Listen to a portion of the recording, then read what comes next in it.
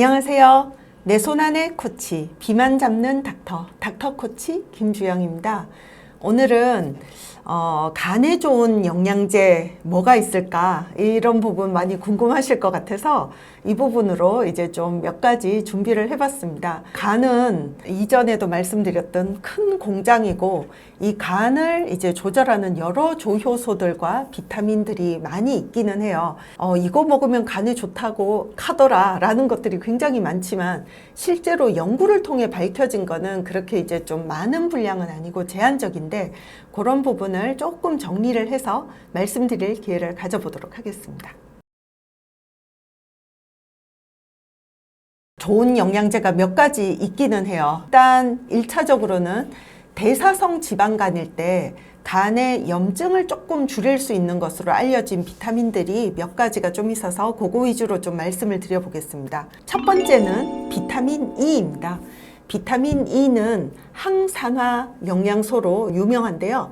이 비타민 E를 비알코올 지방간인 환자들을 대상으로 복용을 시켰을 때 간의 염증을 개선시킨 것으로 나왔고 조직검사까지 했었거든요. 조직검사에서도 염증 수치를 좀 조절을 한 걸로 나와서 비타민 E는 실제적으로 병원에 가면 비알코올 지방간으로 의심이 될 때는 유일하게 처방을 할 수 있는 확실하게 근거가 있는 몇 안 되는 비타민 중에 하나입니다.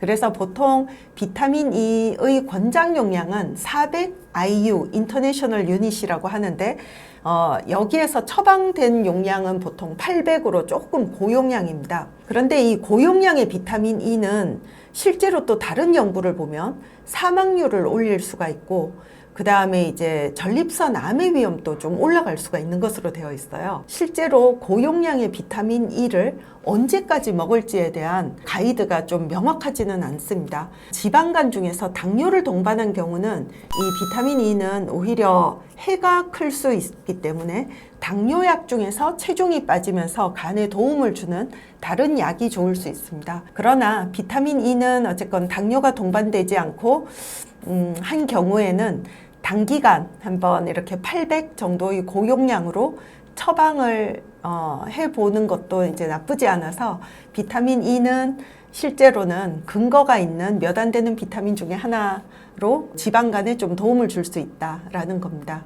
두 번째는 비타민 D입니다.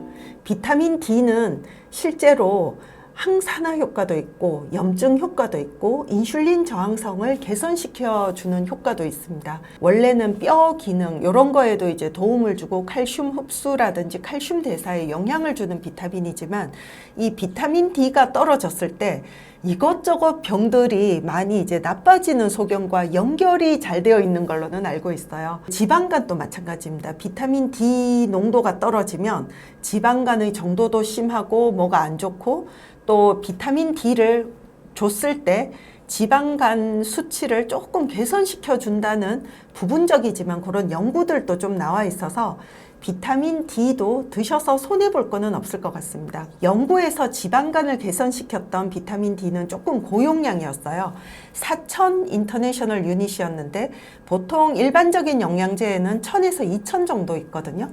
저는 그래서 1000에서 2000 정도의 용량으로 꾸준히 드시는 거는 적어도 크게 손해볼 거는 없고 지방간의 개선에도 도움이 되기 때문에 비타민 D도 드시면 손해볼 건 없겠다 생각하시면 좋을 것 같습니다. 세 번째 영양소로는 비타민 C가 있습니다. 비타민 C는 아직은 좀 결과가 분분합니다. 어떤 연구에서는 효과가 있었다, 어떤 연구에서는 효과가 없었다 라는 말을 쓰기도 하고 용량도 꽤 높습니다. 그래서 비타민 C도 이거를 이제 먹으면 언제까지 먹을 거냐의 문제가 늘 걸려 있는 것 같고 그 다음에 비타민 C를 고용량으로 먹었을 때 결석이라든지 이런 게 발생할 위험이 높기 때문에 이런 것들을 좀 감안을 하시고 비타민 C를 드실 수도 있고요. 저는 가급적이면 이런 비타민 C는 이제 음식으로 풍부한 음식을 섭취를 하는 거를 더 권장을 드리는 편이기는 합니다. 이거는 아직 그렇게 근거가 강하지는 않다라고 보시면 될 것 같습니다. 마지막 이제 영양소로는 베타카로틴 같은 것들이 있습니다. 베타카로틴은 비타민 A의 전구체이고 주로 간에 많이 저장이 되는데요. 이 베타카로틴을 복용을 시켰을 때 또 간 수치가 조금 개선될 수 있다라는 연구도 있고 아니다, 그렇지 않다, 별로 효과가 없더라라는 연구도 있지만 확실한 거는 간 경변이 됐을 때는 이 베타카로틴이나 비타민 A는 복용을 해줘야 몸에 문제가 없더라고요. 그래서 베타카로틴도 의견이 분분하기는 해서 저도 요거는 현재 뭐 간 경변 단계까지가 아니라면 그냥 지방간이 있다라고 할 때는 베타카로틴이 풍부한 음식으로 섭취를 해주시는 것을 권해드립니다. 보통 망고, 당근, 파파야라든지 수박, 호박 이런 데 이제 좀 많은 음식이어서 베타카로틴은 음식으로, 비타민C도 음식으로, 먹는 약으로 한다면 저는 저 같으면 비타민 E와 비타민 D를 먹을 것 같습니다. 비타민이 아닌 영양제 중에서 지방간의 개선에 도움을 주는 약이 있는데 오메가3가 있습니다. 오메가3는 이제 하루 3에서 4g, 굉장히 고용량입니다. 보통 한 알에 1000ml 정도니까 2g 정도가 이제 포함이 되어 있는데 3에서 4g 정도를 먹었을 때 지방간 개선에 또 도움을 준다는 임상 연구가 있고, 오메가3는 그 외에도 심장 기능에도 조금 도움을 줄 수 있다라는 연구가 있고, 실제로 뇌의 인지 기능 저하를 막는 거에도 도움이 된다라는 연구도 있어서 오메가3도 일부러 이제 음식으로 섭취하기가 만만치는 않더라고요. 그래서 오메가3 같은 경우도 만약에 복용할 수 있으면 복용을 할 만한 영양제로 이제 추천을 드리고는 있습니다. 그래서 오메가3 같은 경우도 한번 고려를 해볼 수 있다 정도고, 그 외에 뭐 밀크C3라든지 커큐민이라든지 이런 이제 몇 가지 에 대해서 연구 자료가 나온 거는 있는데 아직 확정적이지는 않아서 저는 이제 개인적으로는 비타민 D, 오메가3는 이제 기본적으로 좀 깔고 가는 영양제로 손해볼 거는 없을 것 같고, 비타민 E는 내 상황에 맞춰 가지고 한번 복용을 고려해 볼 수 있는 그런 영양제고, 나머지는 음식으로 골고루 드시기를 권해드립니다. 네, 있습니다. 술을 마셨을 때 이게 좀 타고나는 경우가 많은데요. 어떤 사람은 뇌에 그 마약성 중추라고 하죠. 뇌에서 저절로 마약 같은 성분들이 나옵니다.